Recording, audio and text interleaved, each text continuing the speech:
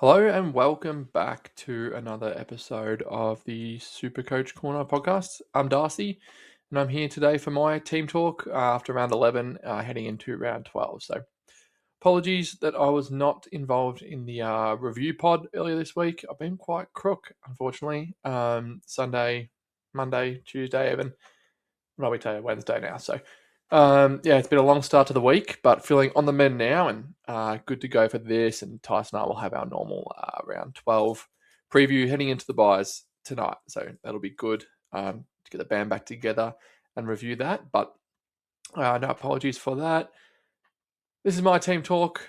Tyson lifted the weight and did a really good job. So if you haven't watched that, make sure you go back and watch it. But my team talk, I had a poor week on the weekend, unfortunately. Let down by a few of the big dogs, as you can see on my screen. So if you are listening on Spotify, you can tune on the video, or if you're watching along on YouTube, you can see I scored a 2-2-2-2, which saw me drop around 2,500 ranks to 12,672. So not the best score, obviously. Not terrible, but I think 23 was probably par, and lost a few matchups in leagues that I was hoping to get ahead of. So big week, obviously heading into the buys. I hope I've done enough planning and feel like my team's in a pretty good enough spot. But there's a few guys in the team that are letting me down, and it's getting to the point where I just don't know if I'm gonna be able to move them on. We'll get to them, and I'm sure it'll be a big talking point in tonight's episode with Tice as well about these underperforming guys that you'd hope to be able to hold in a D6, M8 sort of spot, but how much ground are you losing on the rest of the competition if you're doing that? So, we'll get to a few of those, but this is how I'm looking at the moment. In terms of what I did last week, let's have a look. I can never remember how to. Here we go. We got the history. So I did 2 trades. From memory. Where are we? Yeah, Philippou and Cook out for Dirksen, and I went Bailey Smith in the end. I was so close. I had LDU up until about maybe 5 minutes before his game, so Saturday afternoon. I went to the Collingwood game, the Pendles game on Saturday Arvo. And I was at the bar before the North game started, and thought, I'll just go Smith. I think it's safer. Just heading into the bye next week, and I think I was like, I can get Smith now. Why not just get him? So I want him at some point. So I got him. He was on 30 at halftime, so that was a bit scary, but ended up with 115. LDU kicked the game, the go-ahead goal to even it up with about a minute to go, which was a big bump in his score. Ended up scoring 140. So probably would have been the better play to go LDU, but I'm still super keen on him, and also wanted to be able to target him after his bye.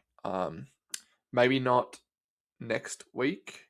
I think they've got a tough matchup from memory after the bye, but then it gets really easy for them. So, he's someone I'm definitely looking at in the next couple of weeks. So the trades, I got Baz, so that's nice. Another big dog off. I can never get this right. Another big dog that I've ticked off, and I've got in the team now, which is good.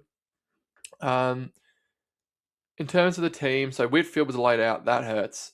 I traded him in for his 135 a few weeks ago, so that was a good start. But then, went 70 with Murdoch last week into a laid out. So, the news is that he will be back this week, or listed as a test. Kingsley said he's a good chance, but who knows really with him. So we'll wait and see. If he misses this week, it hurts, but it's not the end of the world. Like, it gives him a 3-week break with the bye. Make sure he's fresh after the bye. I wouldn't be too upset, but I would obviously love him to play and be fully fit. Sinclair's been really good with Naz out. Hopefully he can continue this form for the rest of the year. Ash was back to halfback and just continuing his 95, so that's disappointing. Especially in their huge win, you kind of would expect a little bit more from a top-line guy like him in the landslide win they had.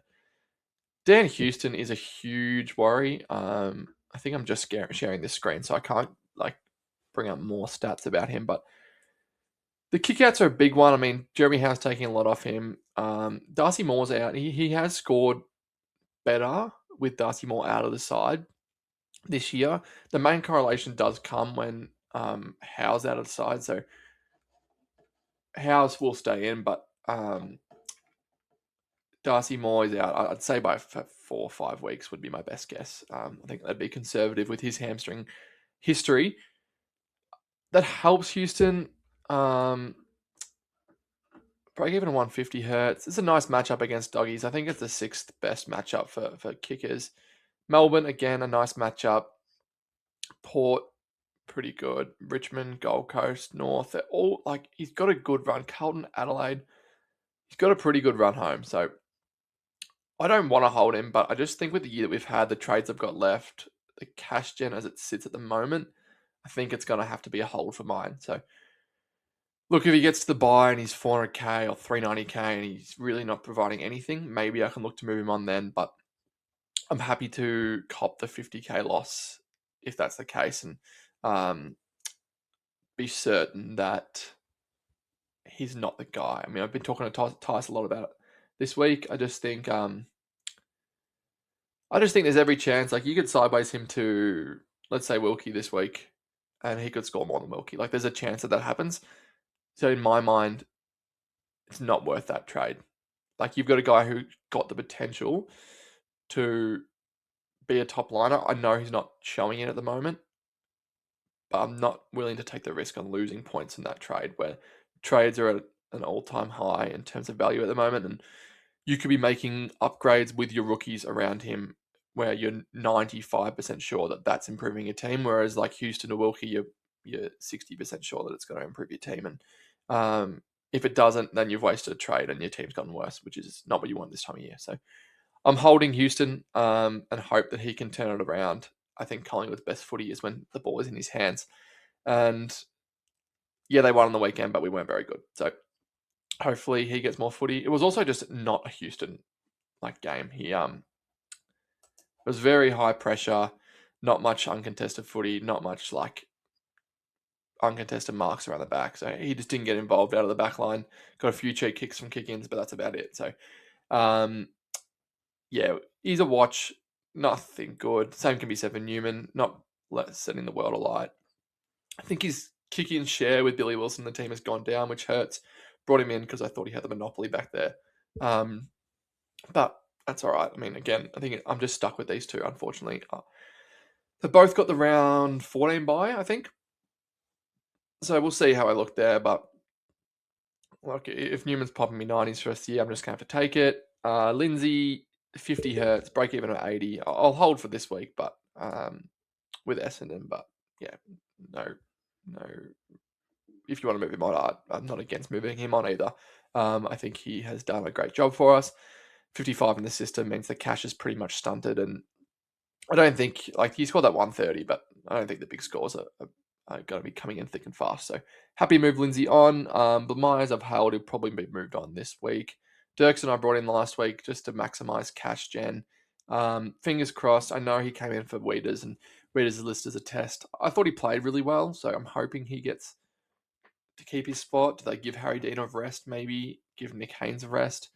Dirksen played good footy. Has played pretty decent every time he's come in this year. So hopefully he gets another crack. But look, I sold myself into it. If he doesn't, and I'm fully aware of that. In terms of the midfield, Butters had the captain after Brodie Grundy failed on Saturday afternoon. You'll take 103. It's not the end of the world, but it's pretty underwhelming. It wasn't a great week for captains, I think. Gorn was okay. Bond, I could have gone, banked myself 16 points, but it wasn't really many huge scores. So, I don't think I lost out too much with him. Bond was good. Nice to have him in the team after his poor start in my squad last week. Max Holmes got the defensive DP, which is huge, and played really, really good footy throughout the midfield and across halfback on, when was that? Saturday, Arvo. I didn't watch most of that game. I watched some of the highlights, but at the same time as the Collingwood game. But yeah, he's obviously a star and a must-have now, and we'll discuss him more in depth in tonight's preview pod. But at that price, I think it's really good buying and going to be a top 3 at best, or at worst, top 3 defender. Every chance to go D1, and I think he is sitting there at the moment. So he's been elite. Lachie Neale has actually been a really good pick for me this year, averaging 109.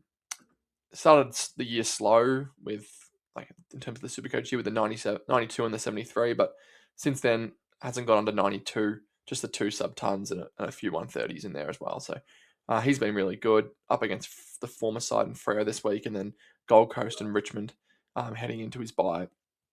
which are both really favourable matchups as well. So loving the Lockie Neal pick. Seems to be the only Brisbane midfielder who really seems to be stepping up at the moment. Nick Daicos bounced back.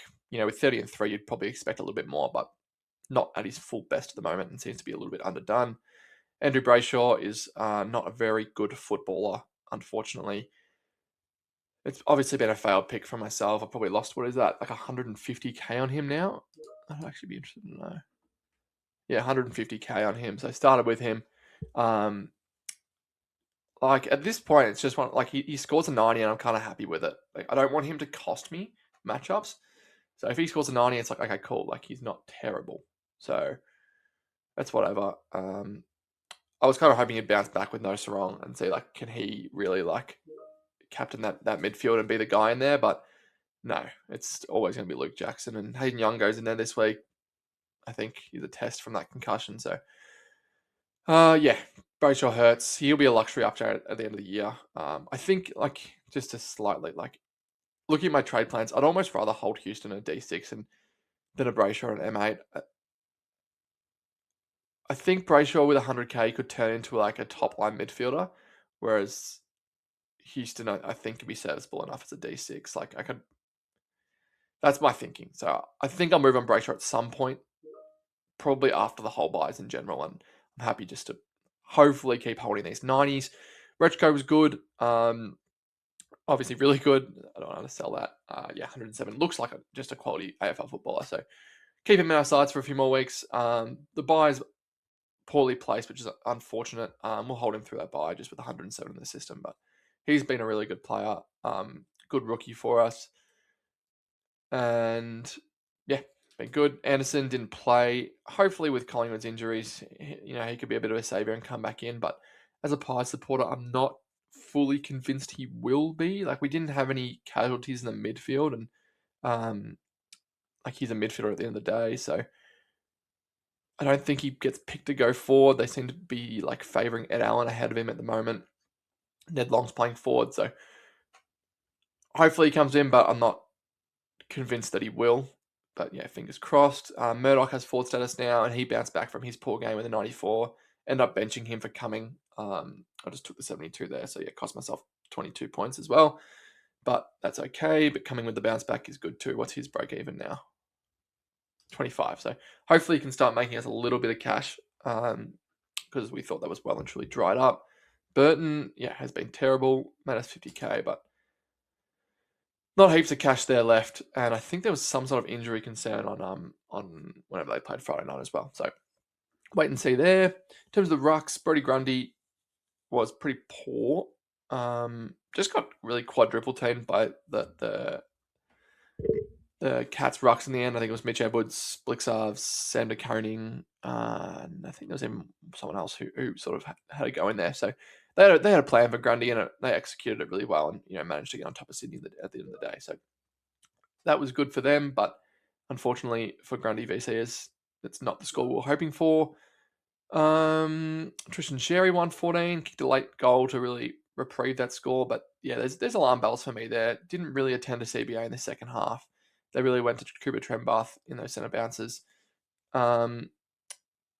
which obviously he does not scoring much from centre bounce itself, but if there's a repeat stoppage there, he can get involved and get tackles, clearances in that sense. So I'd love to be involved more often than not, but the Tog's taking a real hit. The centre bounces are taking a real hit. So, and they won with Cooper Trembath in there in that second half. So, is that sustainable? Probably. So, who knows? I think there's a few alarm bells, and I know people are looking at eyeing him off after his buy or in a couple of weeks' time with the high break even, whatever that's at, 179. So I'd tread carefully. I know he's got a really good run, but the ruck share is not great at this stage. Cheetah was good with 125, been a really good pick this year. I think he'll be mid only next year and should be on everyone's radar because he's just a star. Flanders has been really good the last few weeks with no Nas, gone to halfback and just dominating. So this is the guy. He's a keeper, averaging 95, really up there with top line forwards at the moment. Tim Kelly didn't take advantage of a really good matchup, so that's disappointing. Continues his up and down year in my side. Rochelle is dog water. Unfortunately, he just plays a deep small forward who can't kick goals and kicks a lot of points and gives away free kicks. So, yeah, it's a failed pick. And I think I'll be moving out of it this week. It's poor timing with the Rankin injury because there's every chance he goes in the midfield for the 3-4 weeks that Rankin's out and averages 95. And I trade out of that, but I'm just sick of it, really. So I think I'll be moving off him this week. Same can be said for Zerha. Saved himself with that game winner after the siren. I think it was a 27-point goal, which definitely helps. Scoring a 98, but again, he was the big magnet move in the second half. Went forward, and they were really good there. So I think he'll probably stay forward, and I do not want Cam Zoha the forward in my SuperCoach side. So he'll be gone for me too this week. An experiment that didn't work out all that well in the end, and yeah, I'll learn from that. Sullivan Moby, I thought was really good. Just was sort of hindered by a few clangers in the end. What was his stats? Let's have a quick look. I think he got his hands on the ball a fair bit. 23 touches, 6 marks. No goals, which hurts. I think there was something that what's that? 600 contested marks. Yeah. But he's a really good player. And up against West Coast this week with a new coach, obviously, with Brad Scott being sacked yesterday morning. We'll see how that goes. But you'd expect him to keep getting his crack in the midfield and keep his good season going. So I'm happy with that pick so far. Todd Marshall played forward, scored 42, so he can go at any stage. I'm not rushing to get him out this week, but he'll be gone in my next couple of weeks. Artie Jones has pretty much made most of his catch. The break even of 48 now. Got a little bit to go. Hopefully, against Collingwood, there's some scores there, but I'm not convinced. He's been okay. Serviceable. A nice spike score would be really good, but I wouldn't bank it in. And then, Bailey Smith, I think he was on 33 at halftime, and I thought, what have I done here? After just watching LDU score 140 and having him up until 5 minutes before the siren, managed to just get, I think it was 18 touches in that third quarter, and a 60-point quarter or something like that, and really salvaged his score to score 115. So we'll take that. That's a win. And I've got Bailey Smith, who's got a break even of 115, and his run is really good. This is why I got him. This is why I chose. I could have waited till after his bye, but this run before his bye, Carlton, Adelaide, where am I? Carlton, Adelaide, Gold Coast, and then Freo before the bye. These three are really favourable matchups, and I expect big things here. So at the G, he loves the space. Adelaide Oval, it's whatever, but Adelaide are not accountable at all. And then Gold Coast at GMHBA should be a feast. So I'm happy to have him at this stage. That's the team. In terms of the trades, so I've got 17 trades left, 150k in the bank. I've done a bit of buy planning. It's not on this computer, so I can't show you, but my plan this week is there's obviously the two big rooks in Banfield and Ison that I need. And I like them both. Ison, obviously, the job security looks really, really good. The scoring potential is good. I think he kicked 1 goal 3. So what he scored 70. Probably could have been 85, 90 if he kicked straight. He looks to be a good player with good job security. So happy to grab hold of him. And then Banfield, he just looks like a class act. I think from all reports, he was pretty much locked away on that side to start the year and then had that back injury or whatever it was. So with the DVP as well, even if he gets dropped, I think I'll take the flexibility of that, what's it called? The loop there as well. So I like them both. So as I mentioned, Rochelle can go. I'll move Murdoch into the midfield. Into the forward line. Bring in Ison. Zerha can go. Bring in Banfield. Really frees up some cash with those two trades. So 690k. And then the last one is Blamires, probably. Could be Marshall. Could be Marshall. Depends on team selection. I don't think Blamires comes back in. But either one, it doesn't really matter at the end of the day. Marshall, what's his break even? 68. So like Marshall has to go this week or next. He's going to lose cash next week. So maybe it is Marshall because he'll probably keep his spot on that side. But let's just say it's Myers for this point. I'll need... I can go... So my issue here is I can move Holmes back, but it pushes Lindsay to the bench, which is not what I really want. I can... So my options are Marshall to the defense and bring in a forward who... I don't know who I would want here. There's Cozzy, who's at a nice price, but Adam Kingsley has said that Bedford will run with him. So I don't want to trade into a tag, so no point. He's got the bye. Bolton has got a high break even, I'm pretty sure. 146 up against Brisbane. It's not something that I want to buy into either. Horn Francis got the bye. Like, I want to target these guys. Horn Francis, Christian Petrarca, and Cozzy Pickett next week are all guys that are on my radar. And I think if I'm smart with my trades this week, I can do that.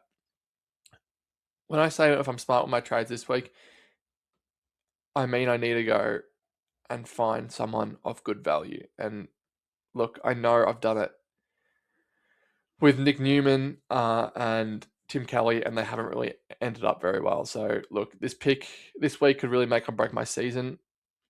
There's two guys that I am tossing between. So the first one being, I'll move Marshall back into... There's three guys. What have I done here? Oh, goodness. So there's three guys that I'm tossing between. One is I'm going to move ZZ back to defense. I can bring in Darcy Cameron, who I like, was really good on the weekend, has the number one ruck role with no Oscar Steen for the rest of the year, although we did draft a ruckman in the mid-season draft last night, so who seems to be ready-made. I think he's 22 or something like that, and has had a good year at VFL level, averaging 110 SuperCoach or something, so looks to be a guy that they're happy to, like they might want to blood late this year as well.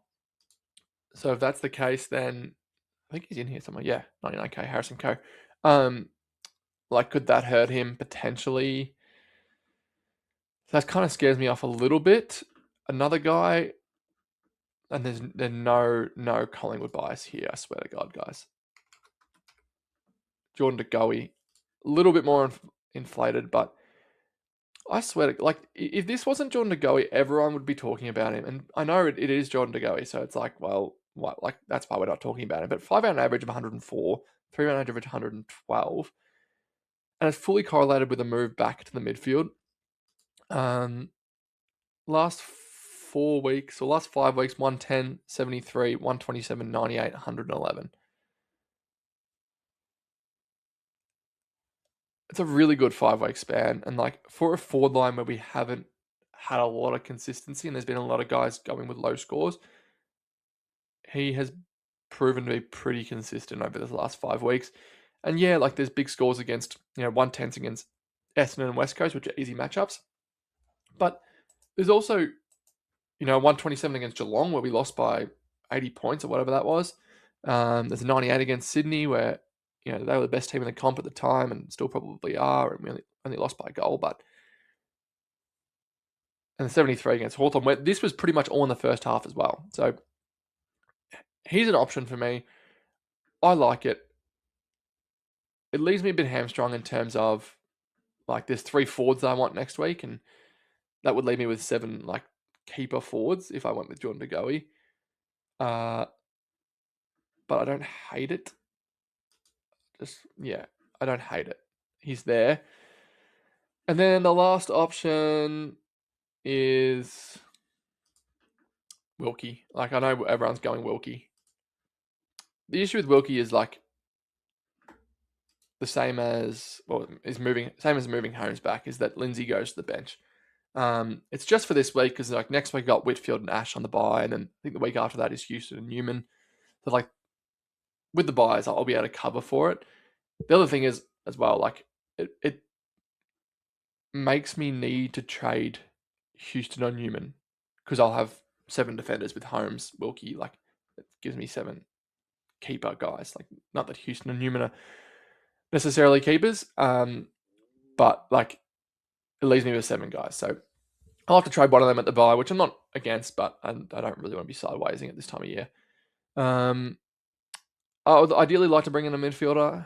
I don't know who that is, but I just don't have the flexibility to do that. So I think I like Cameron at this stage, just because it covers really well for the buys. Like, I can trade him in an R3 here, covers for Sherry this week, and then I can move him into the flex with ZZ going back next week, and it locks me away with that flex position. But I think he can average 105 on the run home, and I like it for that price. And it's probably the best option in terms of those 3 players. The price is the cheapest, and he probably scores the most. So that's probably where I'm leaning at this stage. It'll change by the end of the week, more than likely. But like I said, it leaves me with 567k, which I think is enough for me to go. What was it? I think it was Murdoch, Lindsay, and someone else, maybe Artie Jones, to track Horn Francis and Cozzy, who are 3 guys that I think will be a top 8 forward, and I'm happy to have in my side. So it'll leave me with 21 or 22 keepers premiums next week with 11 trades left, which is a position that I'm really happy with. And I'm hoping all things play out, and I can then maybe look at a Houston and a Brayshaw and upgrade the team there when I need to. But I think this leaves me with a triple upgrade next week, which will be really exciting. And targeting 2 guys off their bye, 1 not, but that's okay as well. Like, I know Cozzy has the round 16 bye, which is proving to be pretty tough. But I think at that time, like, we probably should be full PREMO by then. And then it's like, even if you have 7 off, you should have 16 Premos, like, to cover for him. And a couple of reliable rookies should get you over the line. So that's sort of where my thinking is. But thanks for listening. Probably rambled on a little bit. Make sure you're tuning into the channel, and we will have the preview pod tomorrow morning, so Thursday morning for you as usual. So tune in there, leave a like, subscribe. Let us know what you think. If you have any questions for tonight's episode, leave that in the comments as well, because we'll get to that in the Q&A section of tonight's ep. Sorry, my voice is going a little bit here, so I'll leave you to it. Enjoy the rest of your days, and we'll speak to you soon. Thanks, guys. Cheers.